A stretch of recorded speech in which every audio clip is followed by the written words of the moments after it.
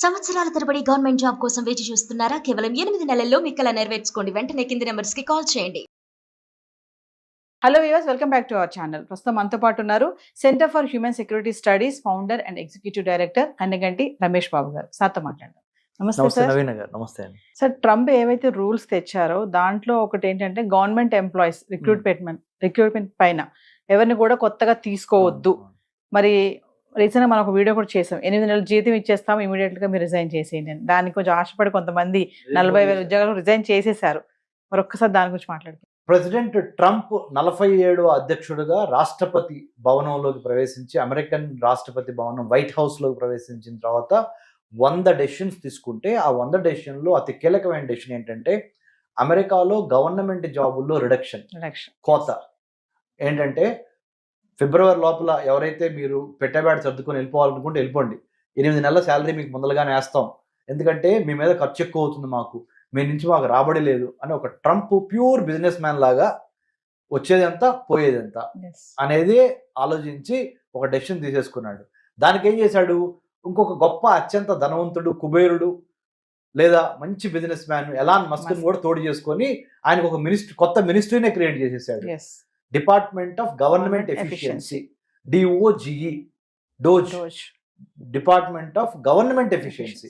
ఏ government లో ఉన్న different departments, different ministries, different శాఖల్లో ఏదైతే ఆదాయానికి తగ్గట్టుగా వ్యయం ఉందా లేకపోతే వ్యయం ఎక్కువ ఉందా అని ఆలోచించి ఆదాయ వ్యయాలు ఒక బేరీజ్ వేసి, if your expenditure is too much, if you are becoming a non performing department within the government of the United States of America, we don't need that department, immediate గా దాన్ని డౌన్ సైజ్ చేయండి, దాన్ని cut చేయండి, దాన్ని తీసేసేయండి, ఆ నిర్ణయాన్ని, ఆ స్వేచ్ఛ నేను మీకు ఇస్తున్నాను అని చెప్పి president Donald Trump Elon Musk కి చెప్పటమే కాకుండా ఒక మ్యాండేటు, ఒక బడ్జెట్ కూడా ఇచ్చాడు.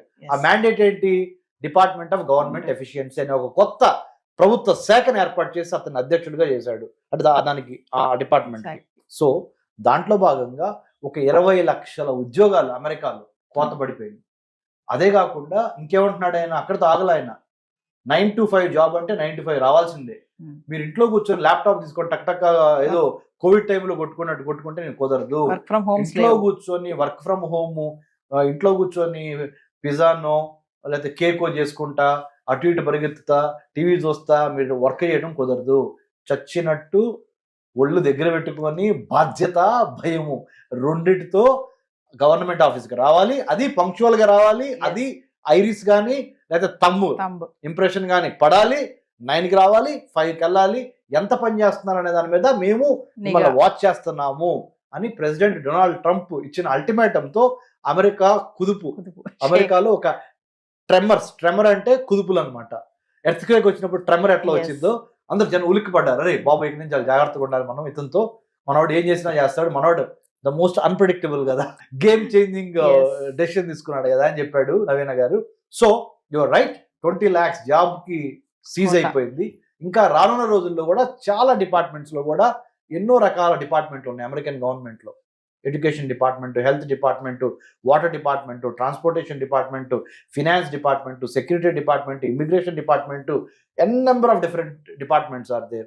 ఆ డిఫరెంట్ డిపార్ట్మెంట్స్ లో నాన్ పెర్ఫార్మింగ్ డిపార్ట్మెంట్స్ ని ఐడెంటిఫై చేసి డౌన్ సైజ్ చేసి అవసరమైతే పార్ట్ టైం తీసుకొచ్చి లేదా ఎరియర్స్ బోనస్ లాగా ఇచ్చేసేసి thank you bye bye employees అని ఒక పింక్ స్లిప్, అంటే పింక్ స్లిప్ ఇవ్వటం అంటే అర్థం ఏంటి, bye thank you we don't need you అనే ఒక దిశగా అమెరికా కూడా వెళ్తాము. That to government jobs. అన్ని గవర్నమెంట్ జాబ్స్ ఇండియాలో తీసేశారు అనుకోండి, ఇండియాలో పెద్ద విప్లవం వచ్చేసింది. మరి అమెరికాలో విప్లవం వచ్చిందా రాదే చూడాలి. ఇంకా అమెరికా అంటే చలిదేశం కదా, కొద్దిగా విప్లవం త్వరగా రాదేమో. కానీ we'll have to wait and see. What I'm trying to say is every new president will bring his own personality or her own personality to the chair that they occupy, and they have a mindset, they have a kind of a data set. ఆ data sets బట్టి mind set నిర్ణయాలు తీసుకొని ఆ నిర్ణయాలు అమలు చేయడానికి they will be very very excited to do, and President Trump is no exception to that. Given the post COVID-19 2019 corona తర్వాత America కూడా ఆర్థికంగా చాలా దెబ్బతింది. America has got a beating. because of the corona. Chinese orchestrated venomous imperial Yeah. design in 2019, COVID-19, COVID, COVID-19. Chinese orchestrated venomous imperial design in 2019 is COVID, COVID-19. I have defined that way because I wanted to understand the Chinese government's tactics and the designing strategies to occupy 5 spaces: the manufacturing space of the globe, the political space of the globe, the maritime space of the globe, the cyber space of the globe, the service sector industry space of the globe. ప్రపంచంలో ఉన్న తయారీ ఉత్పత్తి కర్మాగారాలు, అంతర్జాలము, సముద్రాలు, ఆకాశము, space, రాజకీయ space అన్నిటినీ occupy చేసుకొని ఎన్లార్జ్మెంట్, ఎంట్రాప్మెంట్, ఎన్సర్కిల్మెంట్ అనే 3 విధానాల ద్వారా చైనా ప్రపంచాన్ని తన గుప్పిట్లోకి, అంటే తన ఇలా ఎంబ్రేస్ చేసుకోవటానికి చేస్తున్న ఒక ప్రయత్నంలో భాగంగా అమెరికా కూడా బాగా దెబ్బతింది. సో అమెరికా ఆ దెబ్బతిన్న తర్వాత COVID-19లో 19, 20, 21 వరకు ఇప్పుడు అమెరికా పరిస్థితి ఎట్లా ఉందంటే $800 బిలియన్ పైన చైనా యొక్క బాండ్స్ అమెరికాలో ఇన్వెస్ట్ అయి ఉన్నాయి. ఒక్కసారి చైనా తన ఇన్వెస్ట్మెంట్ని కనుక తీసేసుకుందానికి వెనక్కి అమెరికన్ ఎకానమీ డౌన్, ఆ ప్రమాదం కూడా ఉంది. సో అందుకనే Trump he's on his toes. అంటే అర్థం ఏంటంటే ఇంగ్లీష్లో ఏమని చెప్పాము, president Trump is on his toes అంటే అర్థం ఏంటంటే అత్యవసర పరిస్థితి, ఎమర్జెన్సీలో ఉంది American economy. I have to fight back and secure my internal American government politics economy. To do that I need to stop internal revenue service, don't impose taxes on American citizens, impose taxes on people who are working, who are doing business and trade with America in the name of tariffs.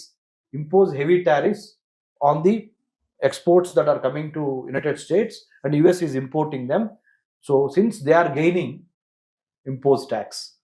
ఆ tax డబ్బులతో external revenue service create చేసి అమెరికాతో వ్యాపారం చేస్తున్న దేశాలు ఏవైతే ఉన్నాయో ఆ దేశాల నుంచి టారిఫ్స్ని వసూలు చేసి ఆ డబ్బులతో అమెరికా వాళ్ళని ఇచ్చేద్దాం, ఆ డబ్బులతో అమెరికన్ గవర్నమెంట్కి హెల్ప్ చేద్దాం అనేది చేస్తుంది.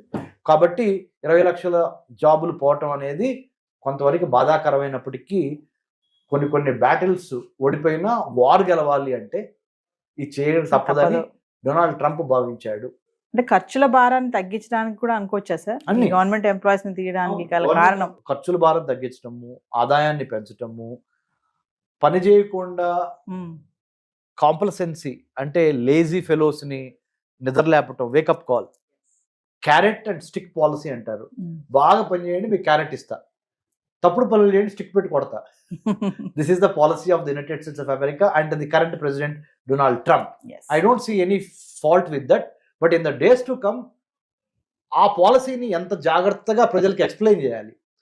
ప్రజలకి ఎక్స్ప్లెయిన్ చేసి ప్రజా అభిప్రాయాన్ని గెలుచుకోగలిగితే నువ్వు ఏ పని చేసినా సక్సెస్ అవుతావు.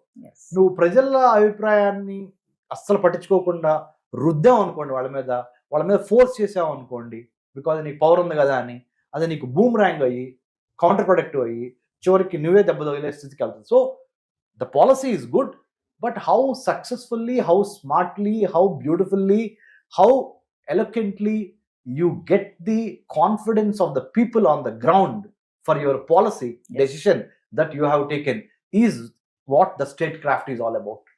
Thank you. Thank you, Naveen garu.